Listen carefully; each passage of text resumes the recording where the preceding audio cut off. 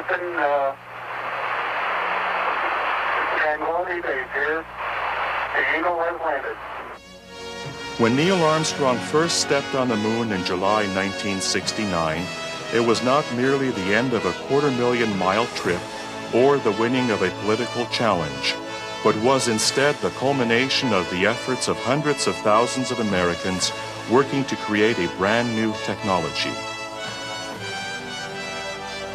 Between 1969 and 1972, America's Apollo space program successfully sent 6 two-man crews to explore the lunar surface.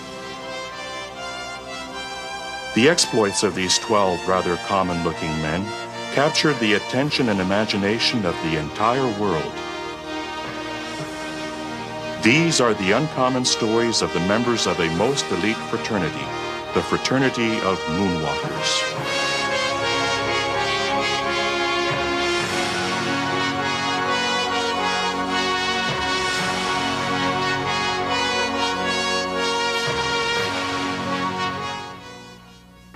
We choose to go to the moon in this decade and do the other things, not because they are easy, but because they are hard. Because that goal will serve to organize and measure the best of our energies and skills. Because that challenge is one that we're willing to accept, one we are unwilling to postpone, and one we intend to win, and the others too.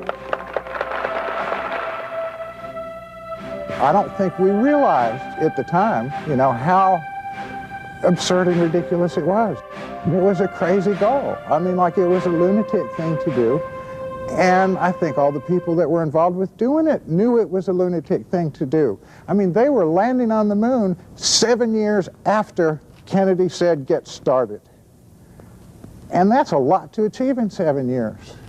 We were struggling mightily to figure out how to use the Atlas rocket and the spacecraft and so on, and to accomplish this relatively modest goal of getting a man in Earth orbit. Somewhat unbeknownst to me, the discussions were going on about the going to the moon. And when I heard that announced, I mean, it was like a major shock to me, because the challenges that we had in putting this little 2,000-pound capsule into Earth orbit were plenty big enough. I believe this was probably the most dangerous period of space flight, because the spaceships that we were flying were not particularly reliable. The technology was very primitive at that period of time, but we had the guts and the courage and the belief that this quest, the search in space, this process of discovering this new environment was worth this risk. When we chose astronauts, we wanted people who were willing to subject themselves to the rigors of flying in space, as well as the dangers of flying in space. And so it was our feeling that the people that could do that job satisfactorily were test pilots. They were used to flying in high-performance machines daily, used to putting their lives on the line, used to making decisions when their lives were on the line. When we flew Mercury, we had 4 manned orbital flights, Mercury 6, 7, 8, 9. The Gemini program, the 2-man vehicle that we built and flew in the early 60s, mid-60s, was a tremendous contribution to the space program because it added so much to our competence and experience with operational kind of things in space flight. One of the things that they did was that they took bigger risks than they take now, Every one of those flights was a risk. After Apollo 1, they lost 3 people in Apollo 1, and they still fixed it, and they were flying to the moon a year and a half later.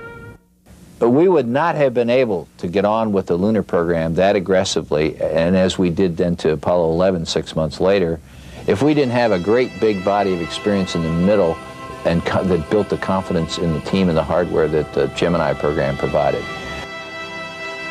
The Saturn V rocket that would take 3 astronauts to the moon was by far the most complex piece of machinery ever built. It was over 400 feet tall, weighed over 6.5 million pounds, and had over 6 million parts in it. The command module, located on top of this rocket, was where the three-man crew stayed during their journey to and from the moon. The fragile-looking lunar module was designed to take two of the astronauts to the lunar surface, while the third astronaut remained in lunar orbit in the command module. Even if the rocket functioned at 99.99% efficiency, up to 600 parts could potentially fail, resulting in the loss of the mission and crew. Every part in it was built by the low bidder, you know? So, I mean, when you're sitting on top of the thing, I mean, like, you know better than anybody else how complicated it is, how many moving parts there are in it, you know? I mean, the wiring in the thing could wire a small city. And every inch of it is full of exploding fuel.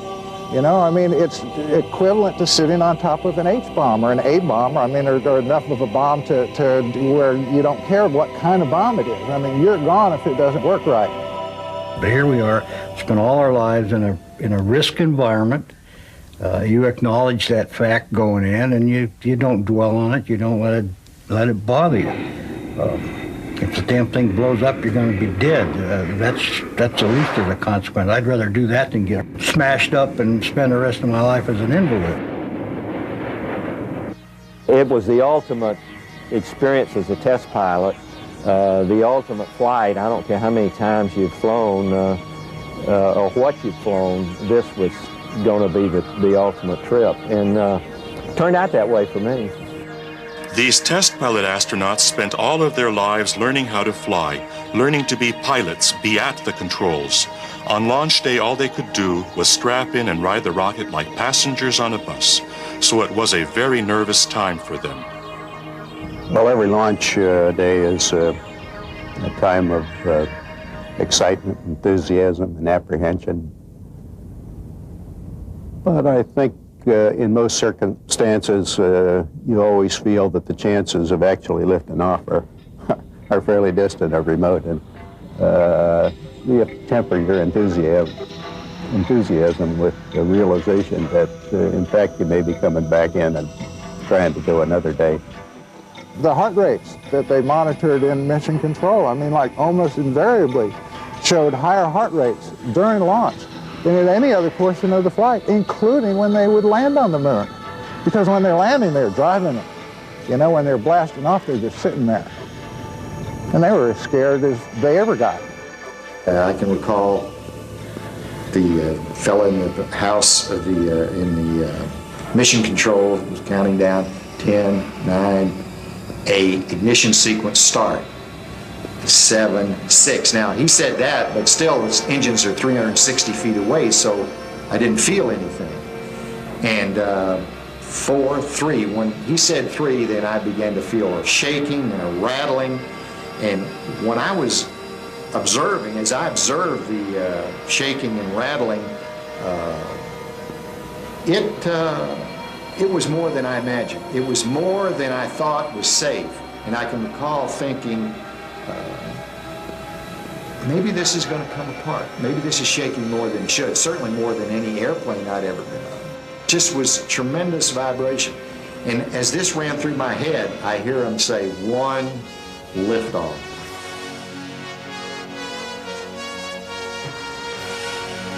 People said that when that vehicle left the ground, it shook so much that the ground vibrated. You couldn't prove it by me. I was sitting in the top of it. I think my knees were shaking, but there again it was vibrating so much you couldn't tell. I remember the vehicle really started shaking from side to side. It was just a slow acceleration as it lifted off and took 10, 11 seconds to clear the tower, and I thought they'd never say tower clear. And the whole time it was shaking like crazy. I thought there was something wrong with it. I didn't know whether it was going to go in orbit or not. But John was real cool, and he said we'd go, and sure enough, we went, shaking like crazy during the whole first stage.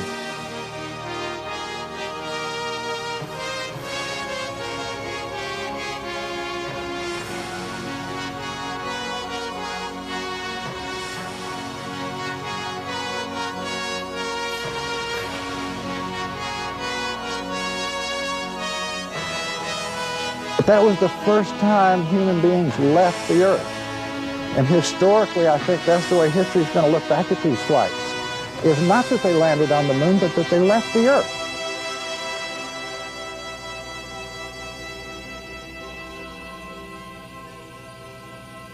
Roger. Guys, I've got the word you wanted to hear. You are go for TLI. You're go for the moon.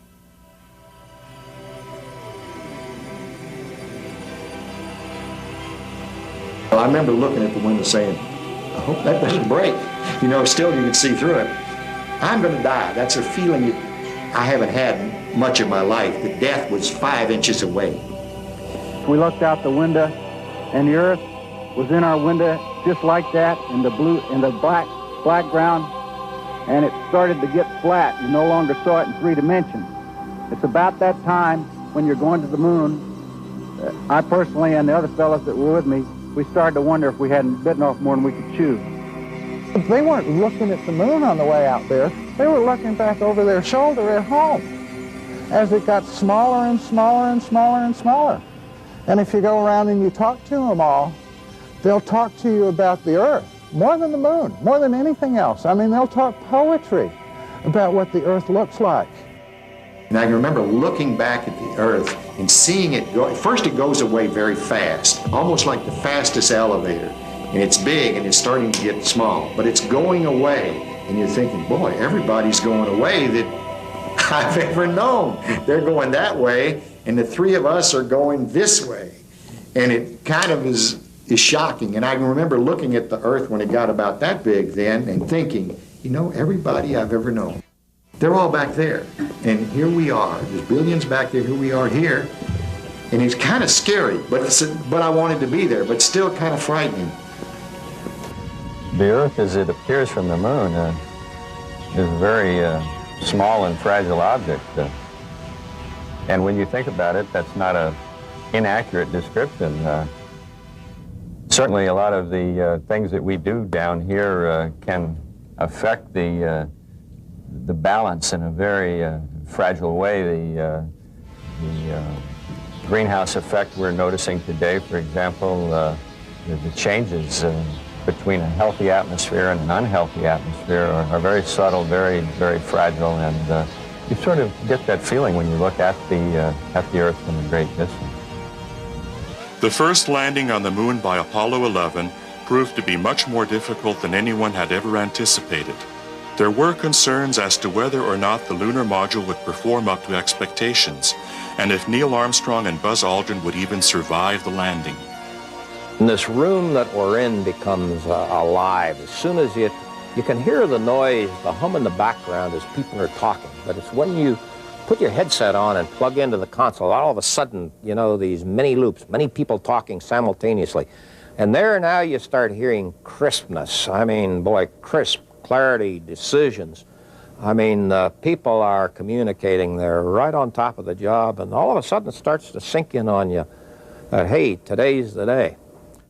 The flight director, Gene Krantz, come on the intercom, and he gave us a speech that I think General Patton would have been proud of. He said, folks, we're here, we are going to succeed, you've been trained, you know what to do, and we're going to go do it.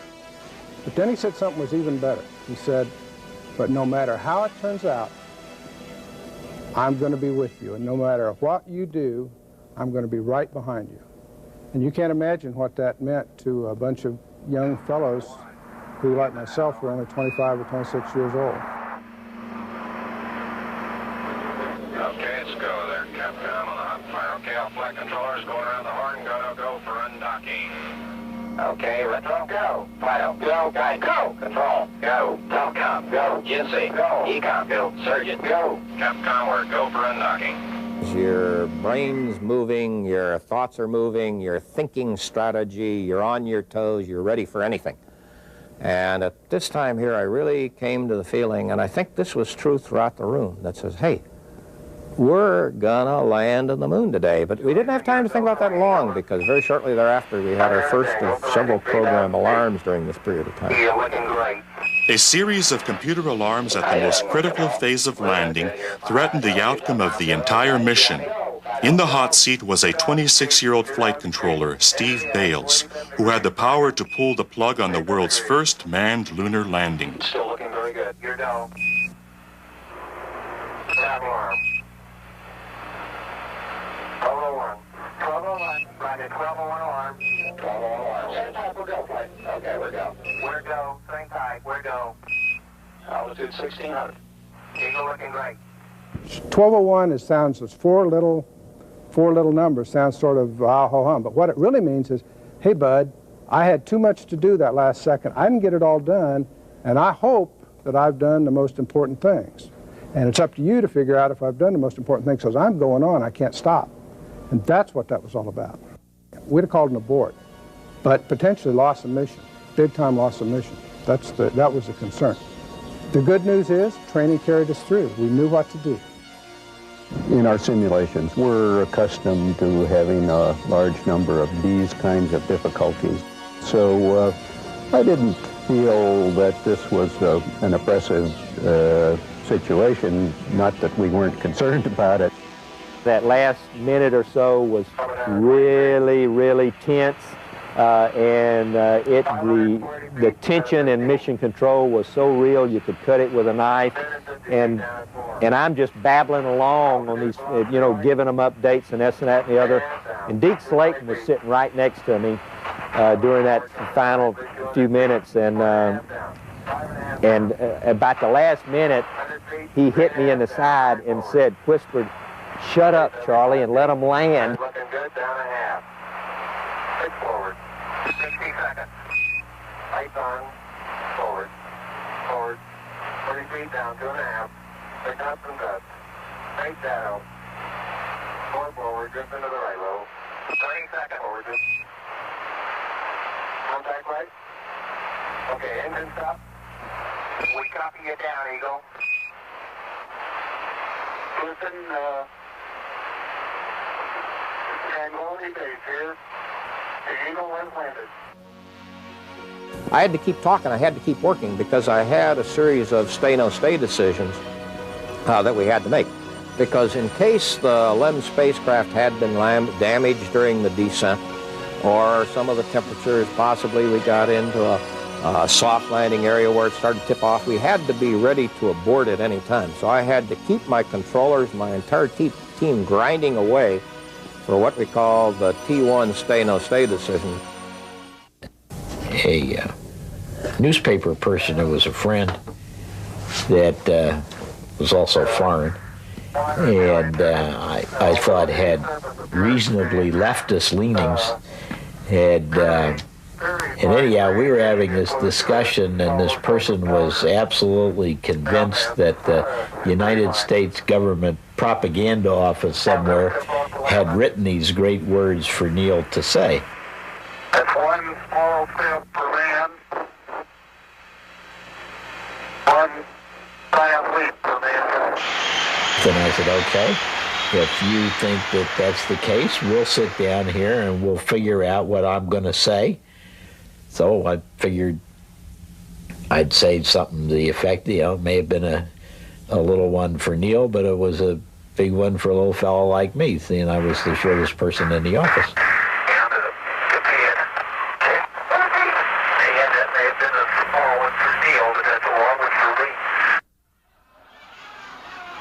I bet this person $500, which was a reasonably large sum of money in those days.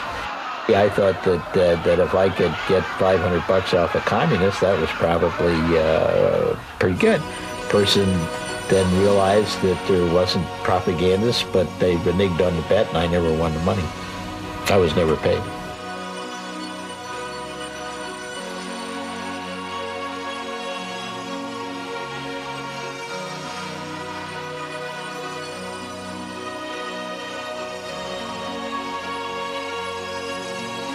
I think I was relieved by the ease that we had in being able to maneuver around. Perhaps impressed by the talcum powder nature of the fine surface itself. As you look at a boot print, it just was so smooth, just like you just put your foot in talcum powder. On the Earth, with all that equipment on in a backpack, we weighed 360 pounds. and you could barely move your big troll.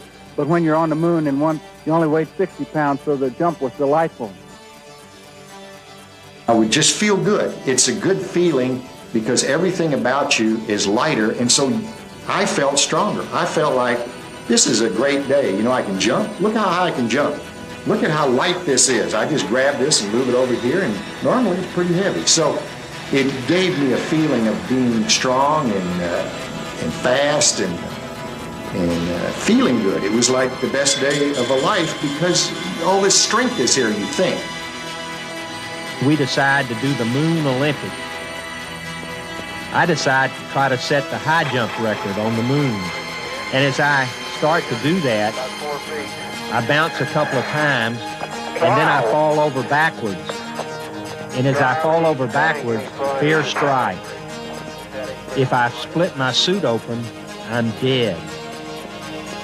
As John helps me up, I get very, very quiet as I listen to the pumps and the oxygen flow in the suit. Fortunately, the suit holds, and my fear subsides. The several times that I fell down up there, usually from backing up and hitting a rock or something like that, I would fall so much more slowly on the moon than I did on the Earth, that I never was in danger of puncturing myself. If I started to fall backwards on Earth, I'd just go plump. But there, falling slowly without light gravity, I could usually turn around and just catch myself very easily with my hands, and then I could just push like that and push right back up.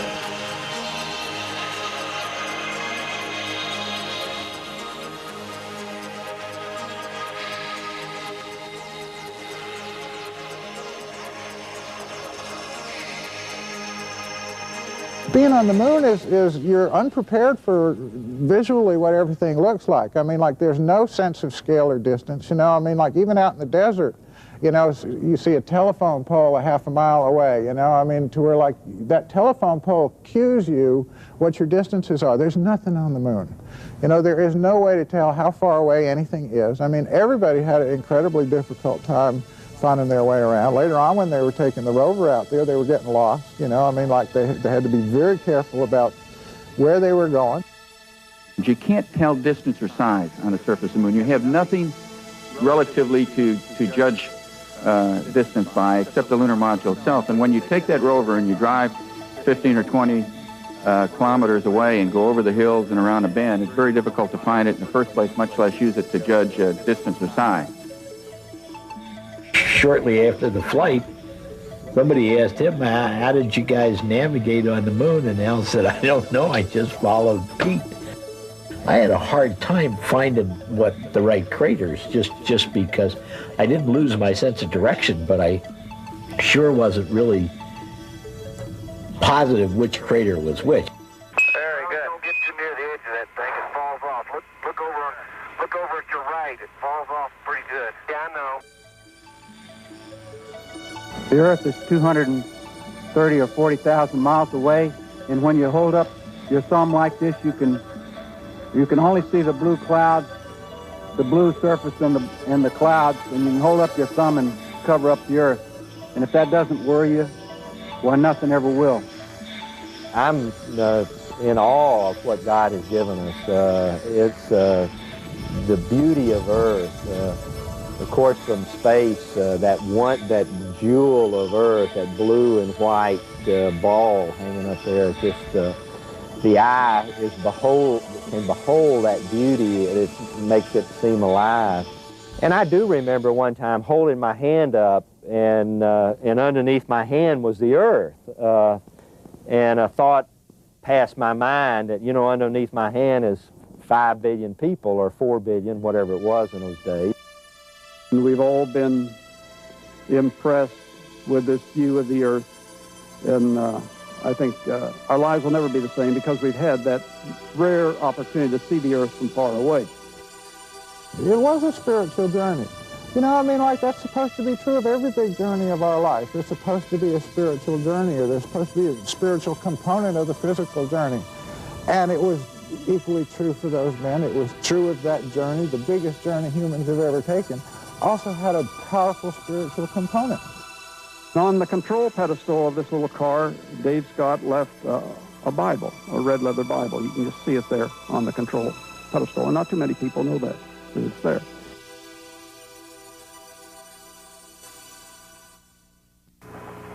Billy, how about an extension, you guys? We feeling good. Dad, all we're going to do tonight was sit around and talk. One of the funny things that happened during a flight, I have a twin brother named Bill, and Bill's a doctor in our hometown in South Carolina. Well, during the mission, there I am bouncing around on the moon, and my brother walks into mission control.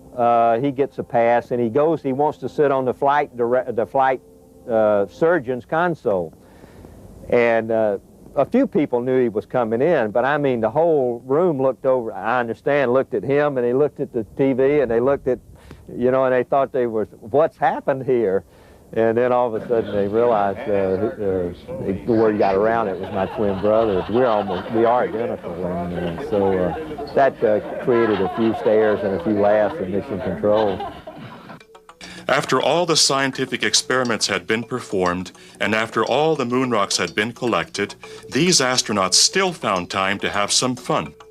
We're on the way up there, and I said, you know, when we get to the time we're going to have a little fun in lunar gravity, I'm going to whack a couple of golf balls. And he said, geez, you tell anybody about that? And I said, yeah, I talked to the boss at Giruth, and I told him that the things were all screwed up there, that on the surface that I wouldn't fool with it because we could be accused of being frivolous, wasting taxpayers' money and so on. And so he said if things were not going well, that I wouldn't do it, but if things are going fine, then I would go ahead and hit these two golf balls.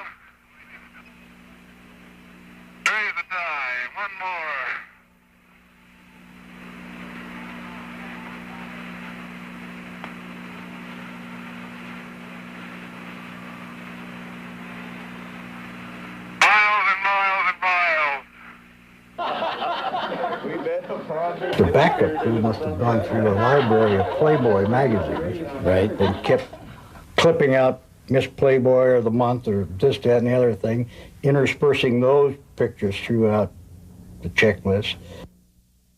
Got through those pages, and I had to turn the page again, and then wound up with the Playmate of the Month, and I that one really did take me by surprise. I was not expecting that at all.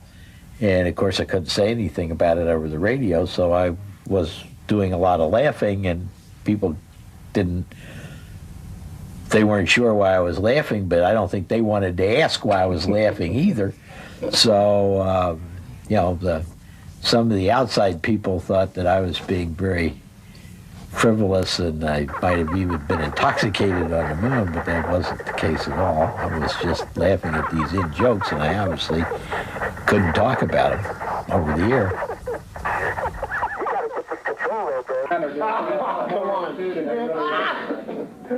Well, in my left hand I have a feather, in my right hand a hammer.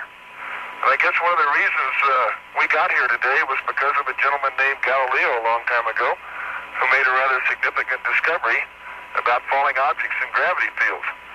And we thought that where would be a better place to confirm his findings than on the moon. And so we thought we'd try it here for you. The feather happens to be appropriately a falcon feather for our falcon. And I'll drop the two of them here, and hopefully they'll hit the ground at the same time. How about that? That proves that Mr. Galileo was correct in his findings. A lot of people think that we did all this moon work in a secret movie lot in Arizona. And of course I have the gray hairs, and so does Charlie Duke, to prove that we were up there. Especially the old-timers in South Carolina, you know, we did it with mirrors in Arizona or something, you know.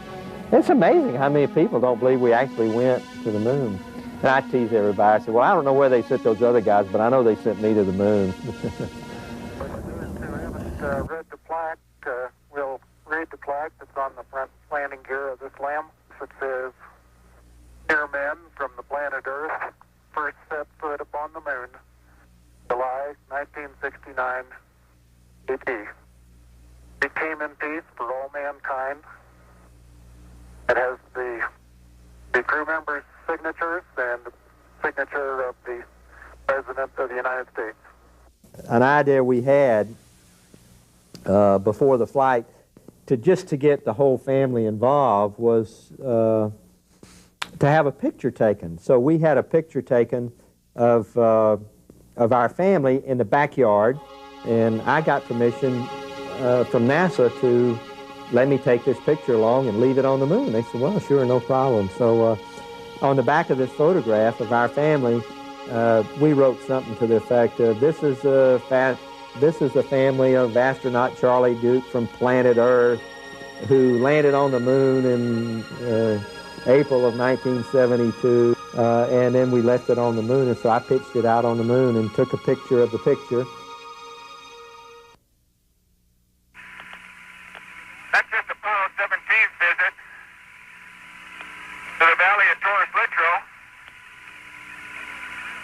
but as an everlasting commemoration of what the real meaning of Apollo is to the world, we'd like to uncover a plaque.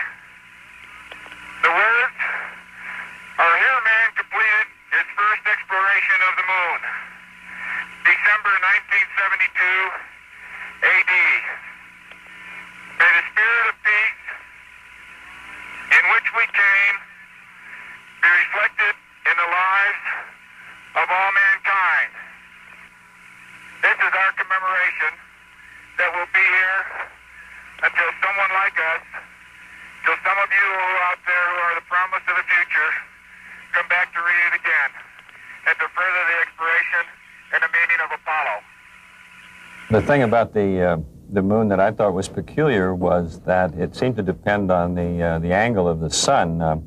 When the sun was almost overhead and it was noon down below, the moon appeared to be a warm and a friendly place. On the other hand, near dawn or dusk, it became very foreboding looking. The craters cast very long shadows, and the place looked distinctly unfriendly. So I was intrigued by the contrast based purely on what angle the sun happened to be coming from. The command module pilots were the only people who were ever by themselves. You know, I mean, the other two guys would go down and land on the moon, and they were real busy all the time. They had mission control talking to them constantly. So they never had time to just kind of sit back and think about where they were. But the command module pilots, I mean, like, stayed in orbit all by themselves, half of which they were on the dark side of the moon and couldn't even talk to Earth if they wanted to. So they had plenty of time to kind of sit back and just look around and realize, wow, I'm at the moon. Well, I enjoyed being in the command module by myself. It was a happy little home. All the machinery was working properly, and my concerns were not within the command module, but simply that something might go wrong with the LEM, with the lunar module, and these two guys might get stuck on the surface of the moon. That was my main concern. We did train, or I did train to return by myself. Went through all the mission activities that I would have had to have operated the command module by myself as opposed to having three people. But I never concerned myself with that, and I knew they were going to come back. It would have been a very, very unpleasant day if they hadn't, let me tell you. That'd have been 3 days of pure, not terror, but real sorrow to come back alone. I don't even like to contemplate that. I don't either. Well, I'm sure you don't. No? Once the crew entered the lunar module for the last time, there were literally hundreds of things they had to do, from securing moon rocks in their gear to checking and testing the various parts of their lunar module, ensuring its safe return to the command module. We know that there are 200 ways that the lunar module engine could fail to start. It was a pretty tense time. And the ground wasn't saying anything, and all of a sudden, I began to think, do we still have radio contact, you know, with the ground? Because nobody had said anything for quite a long period. So we called him and asked him, and Pete said to me, I remember him saying, "You getting a little nervous?" I said, "Yeah." "But you'll get over it." I said, "You know, this is your first ride." I said, "Besides, Al, if it doesn't light, look at it this way. We become the first permanent monument to the U.S. space program on the moon." I said, "Yeah, that makes me feel real good." Conrad had just sort of scratched that itch for a couple hours, you know? I mean, like, that's the way astronauts were. No one will ever forget, and of course we've been reminded over and over again, Neil's first words on the surface of the moon. But not many people remember man's last words on the surface of the moon. We were sitting in the lunar module about 20 seconds before liftoff, and I looked over at Jack and I said, Jack, let's get this mother out of here. I was starting to form this thought. It didn't light. Just then the engine lit, and bang, it kicked us. And then from then on, it was a wild ride. We had to burn 6 minutes and 5 seconds to get into orbit. And there's no gauges really on your ascent stage engine to see how it's doing. The idea being, if it isn't doing okay, what are you going to do about it? It was like riding a fighter plane, and it was some ride. Man, feel this baby go, and that was the feeling we had then. And it was just exhilaration riding this thing back into orbit.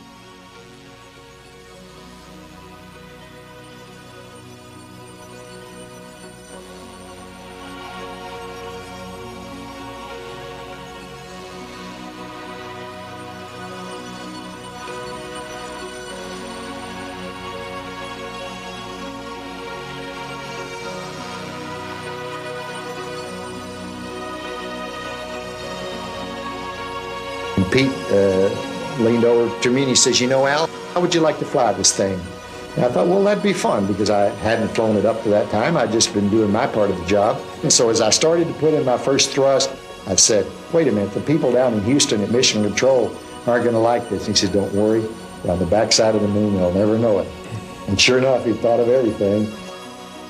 Back in orbit, both spacecraft came together to rendezvous, and after a quick inspection, the command module pilot performs the critical docking maneuvers required to link both spacecraft together. After the crew, moon rocks, and film were transferred to the command module, the lunar module was jettisoned, and the crew made their preparations for the 3-day trip back home. But somehow going fast again made me feel like we were headed back home. And I think that Neil Armstrong said that the time he felt like they were going to pull off the mission is when he got in orbit. And I agree, because you're going fast again.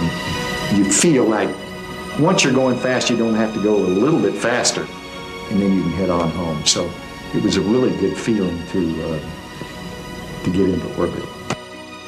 We were on track, and shortly thereafter we turned our spaceship around so we could see the moon. And the moon literally just began, we were climbing so fast the moon just literally just began to shrink just like that. And you could see it. I mean, literally a whole satellite that big, 2,000 miles an hour, just began to shrink like this. And that was really spectacular. Then we had to settle down for the 3-day trip home. But that first hour or so was, we were glued to the windows watching that.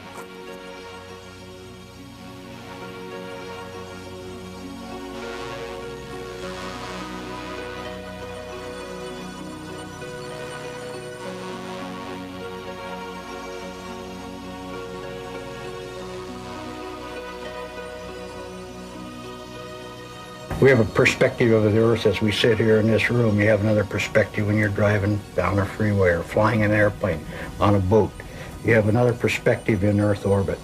An additional perspective of our home planet is when your lunar distance is 240,000 miles away. This whole concept of whole Earth, that's a cliche that we all throw around now, but I mean, that's where it came from. These were the first humans to actually see the whole Earth. They took the first photographs of the whole Earth. You know, I mean, like, they really did appreciate the whole Earth before any of the rest of us. And they brought that feeling back with them. And I think it is slowly communicated out to the rest of us. But that's the biggest lesson I think I learned from talking to them, is how important leaving the Earth was to them, and then, of course, coming back to it. And our trajectory was such on the way home that about 100,000 miles out, it was 100, wasn't it? That we nipped in the line where the Earth fully eclipsed the sun, and we were between the Earth and the moon. And so what we had was an absolute full moon behind us, and for the first time, an eclipsed night Earth, so that there was no sun, and instead of seeing a black, as you see in the photographs, you don't see the night Earth. What we did see was the full night Earth in moonshine, in full moonshine. We could see the land masses. We could see thunderstorms from 100,000 miles out. We could distinguish the ocean and the clouds. That I think we're the only ones that saw that.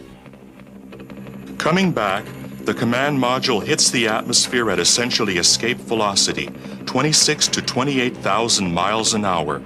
It comes in just like a meteor, and the gases ionize around it to where the crew is cut off from radio communications. Normally, it's about 3 minutes. You always worried about the parachutes on the command module. Where we had one flight where only two of the three worked, and so the rate of descent was higher. So you're always concerned about that part of the mission. We were coming down very fast, wondering, would the spacecraft survive the impact? Would we survive the impact? A lot of thoughts racing through our mind. We really couldn't communicate. I was responsible for reading the checklist, and I had difficulty reading the checklist because the helicopter crew that was circling us kept saying, fellows, don't worry about it, you're going to be all right. But they kept repeating themselves so much, I really wondered if they knew what they were talking about. So we were coming down on 2 chutes and a prayer, but finally we hit the water and we did survive, and Apollo 15 was home. One of my jobs, sitting in the right-hand seat with a little window in front of me, was to take a 16mm camera and mount it in the window. After the main chutes came out, take and dismount the camera and set it in a bag next to my seat. During the entry, everything went as planned, but somehow I got behind the checklist, and when it came time to dismount the camera, for some reason, I decided not to take it off the bracket and put it in the bag. When we hit the water, that camera and bracket came off the mount, which I didn't know it would do, but such a hit, and it hit me right here. In fact, I've thought that if that thing had hit me in the middle of the head, it might have killed me, because it really came off there. And fortunately, it hit me a glancing blow, and apparently it knocked me a little unconscious. It was luck, because I think if I'd had a little bad luck, I could have gotten killed right there just because I didn't follow the checklist.